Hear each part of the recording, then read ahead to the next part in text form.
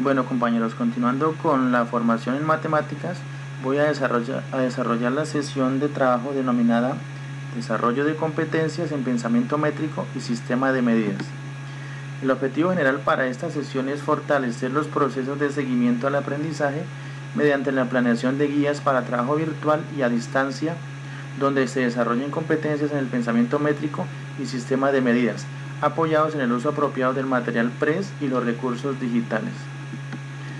Bueno, acordémonos del taller de profundización, o sea, del video anterior que les compartí.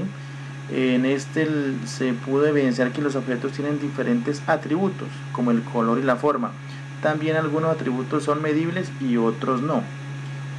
Cuando hablamos de los atributos medibles, nos referimos a magnitudes que en la educación primaria se clasifican como magnitudes escalares y vectoriales. ¿Qué quiere decir las magnitudes escalares? Estas tienen que ver con la superficie, la longitud, el volumen, la capacidad, la masa y el tiempo. Básicamente esas magnitudes se ven en primaria. Y las vectoriales, que tienen que ver con el peso, se trabajan con mayor detalle después de la primaria. También recordemos que la magnitud es el concepto principal para el desarrollo del pensamiento métrico. Bueno, algunos logros: la construcción de los conceptos de cada magnitud, la comprensión de los procesos de conservación de magnitudes, la estimación de magnitudes y la asignación numérica. Bueno, el pensamiento métrico está relacionado con los otros cuatro pensamientos, con el aleatorio, con el variacional, con el numérico y con el espacial. Entonces, el pensamiento métrico se relaciona con los otros cuatro pensamientos más.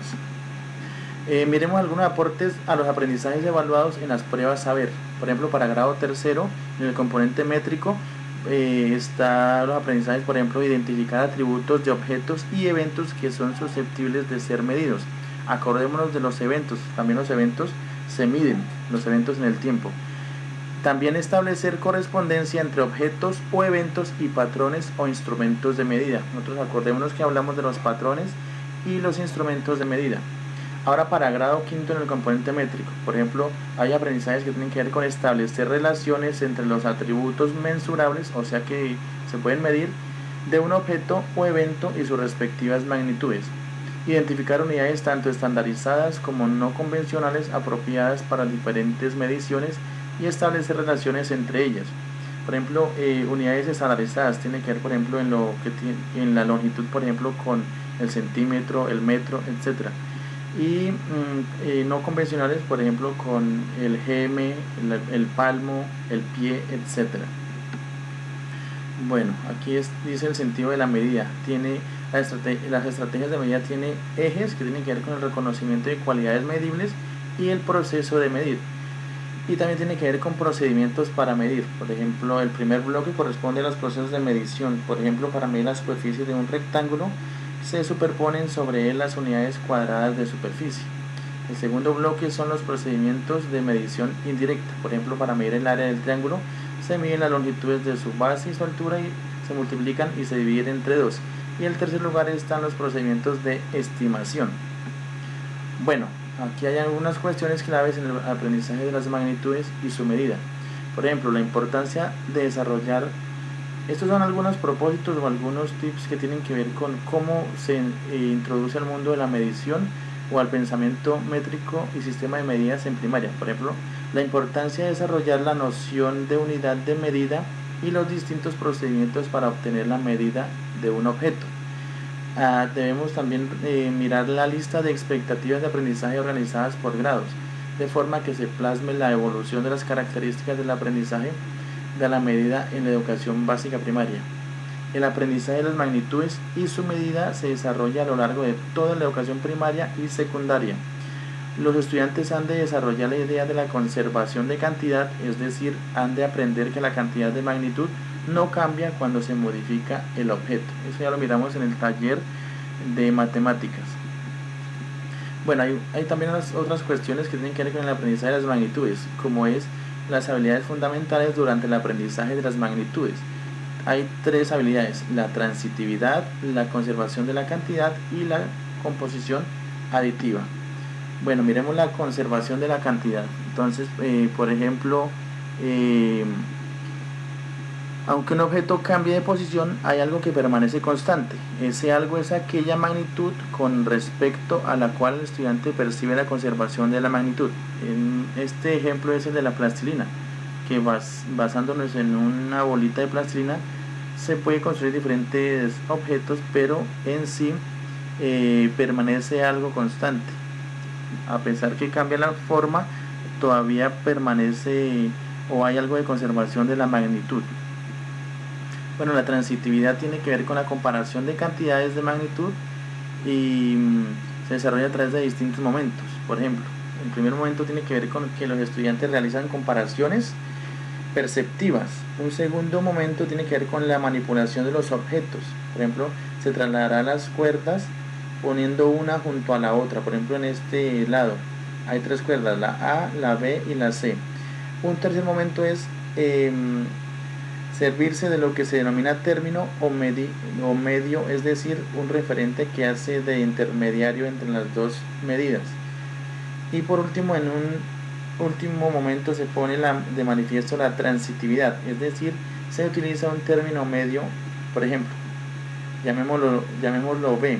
En relacionamientos deductivos, el tipo siguiente: si A es mayor que B y B es mayor que C, entonces A es mayor que C. Esa es la transitividad. Y la composición aditiva. Entonces es necesario aprender a realizar transformaciones de los objetos que faciliten el cálculo de la cantidad de magnitud. Entonces, la partición de un objeto en trozos, de modo que la suma de los trozos proporcione la cantidad de magnitud total. Por ejemplo, en la jarra, cuando se parte por vasos, para llegar a una cantidad total. Bueno, la estimación, que es algo que nosotros no hemos trabajado en primaria mucho, pero que debemos empezar a desarrollarla. Por ejemplo, aquí en esta imagen tiene que ver con cuántas bolitas puede haber en este recipiente. Entonces, la estimación es un aspecto crucial del sentido de la medida. Este tipo de procedimiento se considera un valioso indicador de un nivel de desempeño alto. O sea, el niño que tenga estimación en primaria está en un desempeño alto. La información que disponemos sobre cómo evoluciona la idea de estimación en medida es mejor que en cualquier otra habilidad cuantitativa básica. Bueno, habilidades para la estimación en medida. Entonces, lo primero sería comprender la magnitud y el concepto de unidad de medida, tener la imagen mental de la unidad de medida, adecuar la unidad de medida, seleccionar y usar estrategias combinadas y verificar la adecuación. Eso tiene que ver con la estimación en medidas. Bueno, el propósito de este ciclo, como los ciclos anteriores, es diseñar una guía de aprendizaje. Entonces, para esto hay algunos cuestionamientos que nos hacemos al empezar la planeación. Por ejemplo, ¿cómo les presento a mis estudiantes la información, las actividades y los recursos? ¿Cómo me aseguro de que los estudiantes hagan las actividades que las guías de aprendizaje? ¿A qué debo colocarle más atención ahora en la planeación de la guía? ¿Cómo me aseguro de que la guía fue clara para mis estudiantes? Acordémonos que la idea de una guía es que sea autónoma, de que le proporcione al estudiante una autonomía en el momento de desarrollarla. Bueno, aquí hay algunos pensamientos que tienen que ver con el fortalecimiento de aprendizajes en el sistema métrico o en el pensamiento métrico. Por ejemplo, este fue un esquema que lo realizaron unas compañeras tutoras de la Secretaría de Educación de Boyacá. Entonces tiene que ver, por ejemplo, con el componente de geometría. En este caso, para grado primero, en los libros PRES está el centro de aprendizaje 2, jugar con pitillos, y en el grado segundo está el carnaval, en grado tercero la fiesta de los monstruos con el centro de aprendizaje 3. En este simplemente es una síntesis de los aprendizajes que están fortalecidos dentro de nuestro material de matemáticas PRES. Por ejemplo, lo que tiene que ver con el componente de geometría, de medición y medidas de tiempo. Acordémonos de los eventos en el tiempo. Bueno, este otro esquema también de unos tutores de Antioquia.